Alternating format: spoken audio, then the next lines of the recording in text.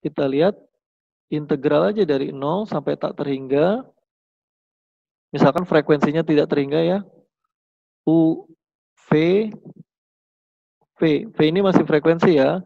Sehingga 0 tak terhingga 8 pi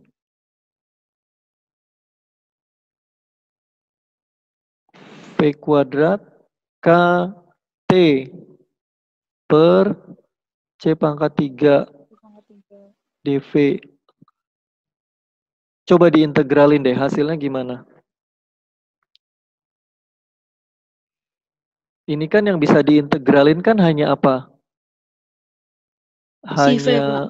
Iya, hanya V ya, hanya frekuensi ya. Berarti ini kan apa? Ini konstanta keluar semua ya, 8 pi KT per C pangkat 3. Integral 0 sampai tak terhingga. Cuman apa isinya? V kuadrat V kuadrat. Kalau dV. diintegralin jadi apa ini? Sepertiga V pangkat 3 ya.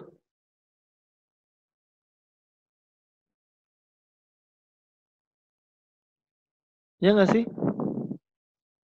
Iya, Pak. Betul, Pak.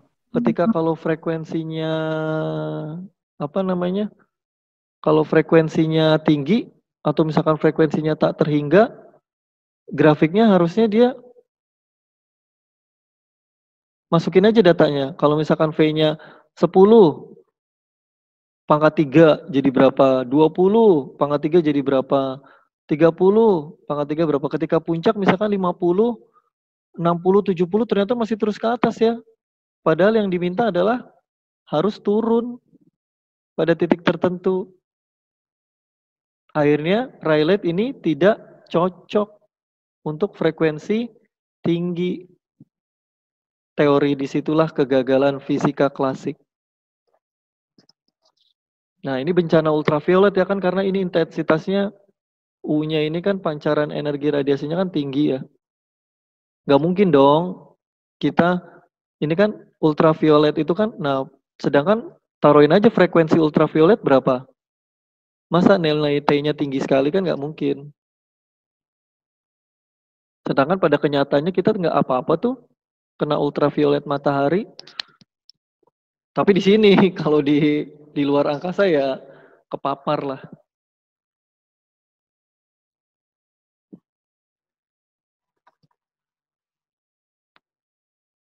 Nah, gimana? Penurunan ini pertama kali dikerjakan oleh Lord Rayleigh 1900, iya.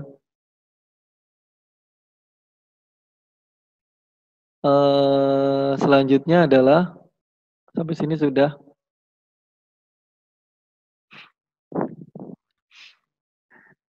Kemudian untuk mengatasi kesulitan-kesulitan tersebut digunakanlah apa namanya konsep baru. Kemudian yang mengajukan itu adalah siapa?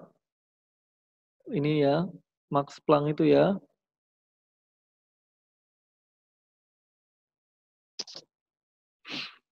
Max Planck mengajukan hipotesis yang radikal pada saat itu karena tidak menjawab. Jadi belum ada teorinya ya, belum ada matematikanya yang cocok terhadap hasil eksperimen. Yang pertama yang Planck ajukan itu pertama osilator atau gelombang-gelombang yang dalam bentuk cahaya yang pancaran itu tidak kontinu. Tidak kontinu.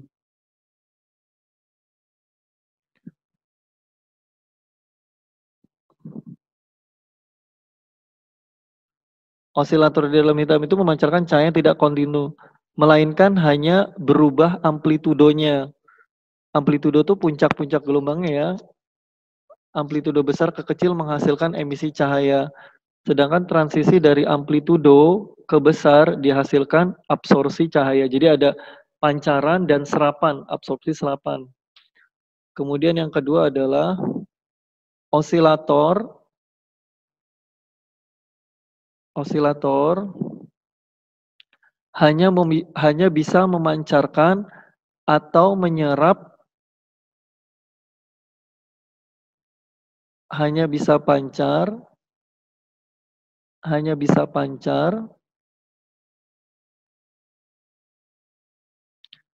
dan serap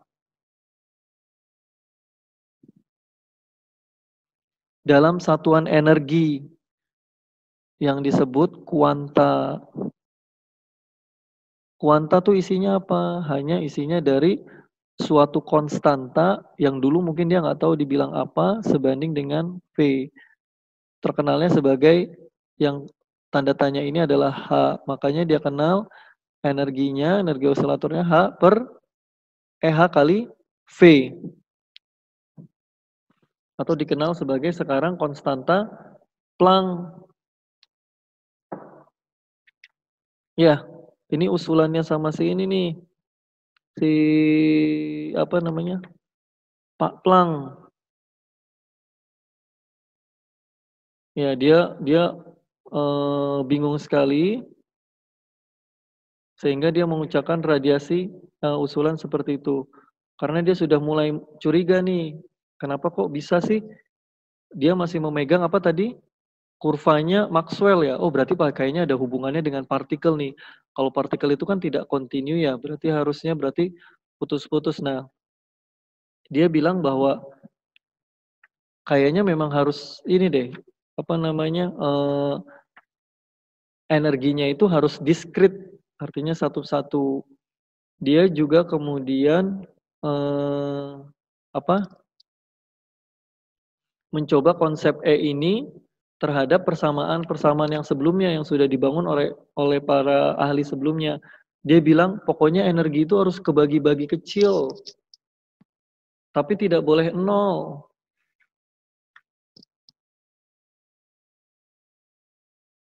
Karena kalau misalkan nol, ya kayak tadi kasusnya, kayak Rayleigh Engines itu, maka dia akan tidak terhingga. Nah, distribusi energi dari osilator yang tidak kontinu melainkan terkuantisasi. Sehingga biasanya ditulis E, N sama dengan H, P. Jumlahnya ada berapa? N. N ini udah menyatakan jumlah ya, udah beda lagi sama tadi yang N-nya itu bilangan bulat. 0, 1, 2, dan seterusnya.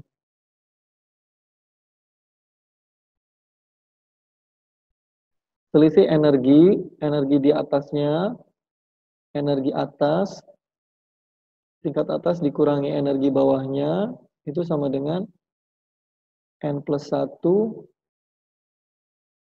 HP dikurang HP sama dengan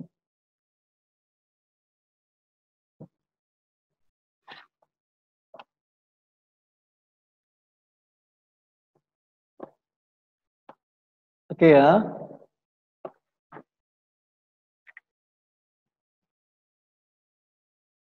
Nah, ini lihat. Selanjutnya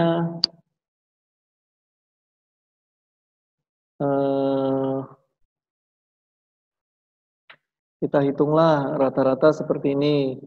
Ini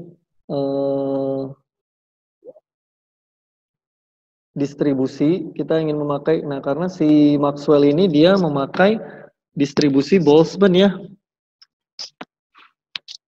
Dia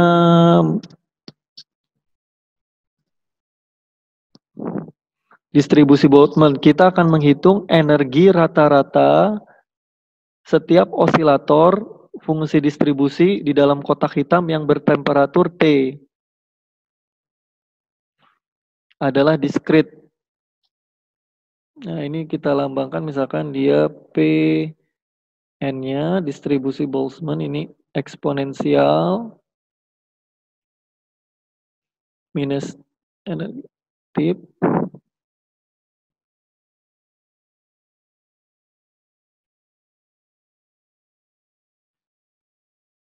Nah, ini terhadap jumlah N-0 eksponensial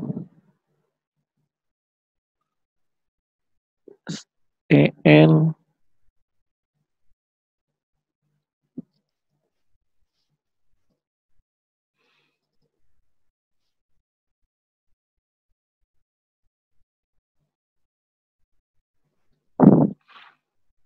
ya, sehingga kita mendapatkan harga total ininya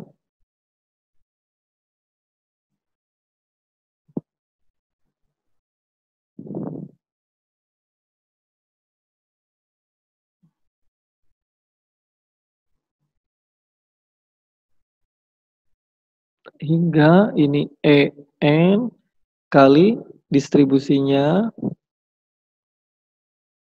sama dengan, berarti di sini bisa kita tuliskan ini dari N0 sampai tak hingga En eksponensial means En per KT dibagi, ini ada ini statistiknya ya, eksponensial, ini hanya ingin mencari energi rata-rata dari total keseluruhannya per KT.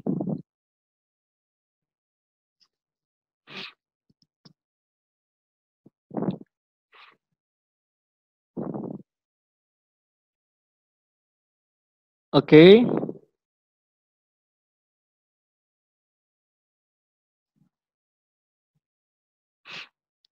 Nah, karena ini N ini sama dengan NHV, kalian bisa tuliskan ulang. Jadi, kita uraikan lagi aja.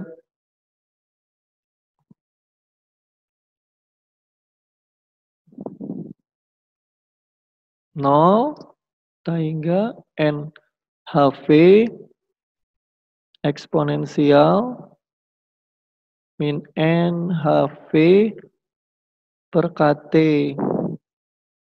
dibagi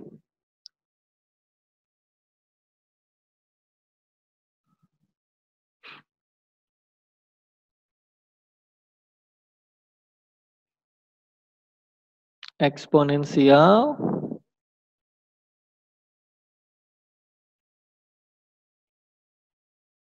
min NHV, ini saya uraikan saja ya. Nah, gimana ini cara menyelesaikannya?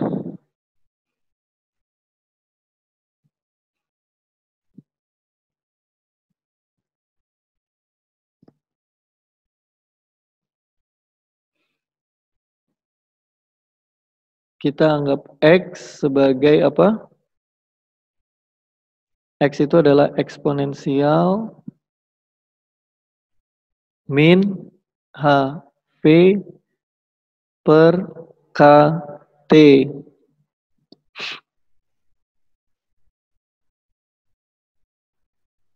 Oke. Nanti saya coba tuliskan ya. Nah, jadi ini disederhanakan ya. Sederhanakan. Kemudian kita bisa tuliskan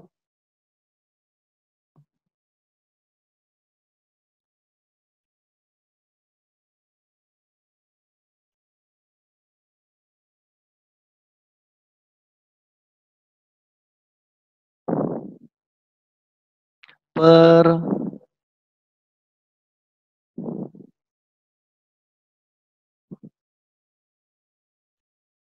X. Jadi seperti ini kalian bingung nggak? HV X tambah 2X kuadrat. Masukin aja ya satu-satu ya, dan seterusnya, dan seterusnya.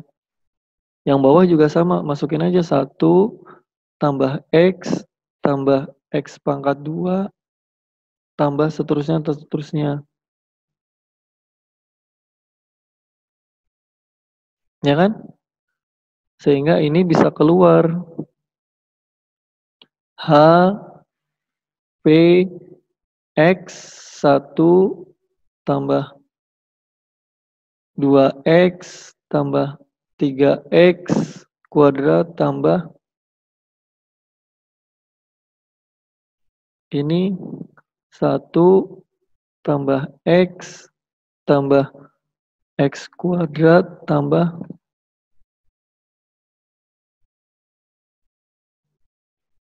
Nah, kalau kalian sudah mengambil fisika matematika, ini ada yang perlu diingat bahwa 1 ditambah x ditambah x kuadrat ditambah x pangkat 3 ditambah seterusnya, ini sama dengan apa? Deret Taylor, Pak. Iya, 1/1 min x. Oke? Nah, kalau ini 1 ditambah 2x ditambah 3x kuadrat ditambah seterusnya. Ini sama dengan apa? 1 per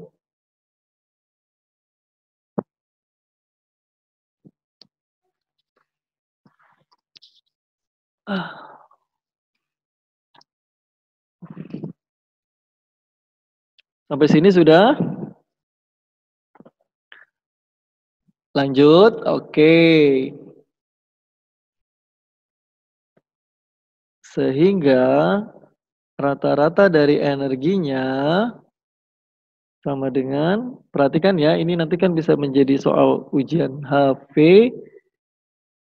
X per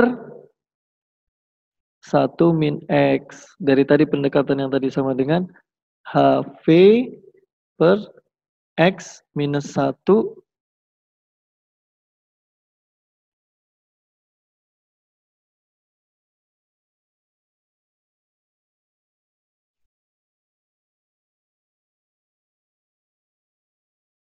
Nah, dapat deh.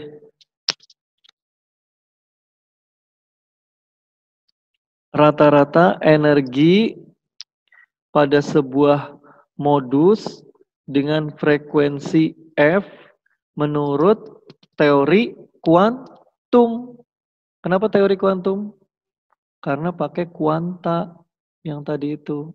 E sama dengan N. Ini satuannya ya. Kalau rata-ratanya ini.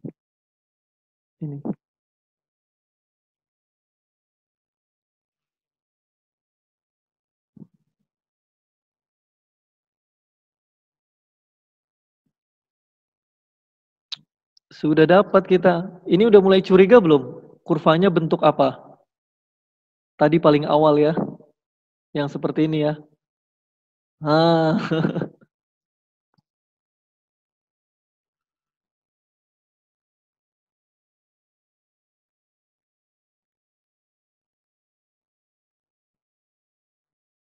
Ya enggak?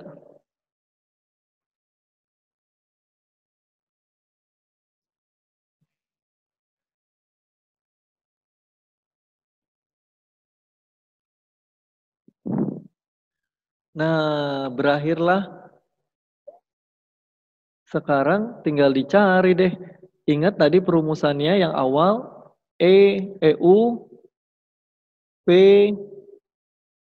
dV sama dengan 8 pi P pangkat 2 dibagi C pangkat 3 kali energi rata-rata. Energi rata-rata boleh gini, boleh juga gini ya. dV, ingat nggak persamaan yang tadi? Kalau klasik, Rayleigh engine, E-nya pakai apa? KT. Tapi kalau pakai Planck, nggak boleh. Pakai Planck harus diganti dengan 8 pi H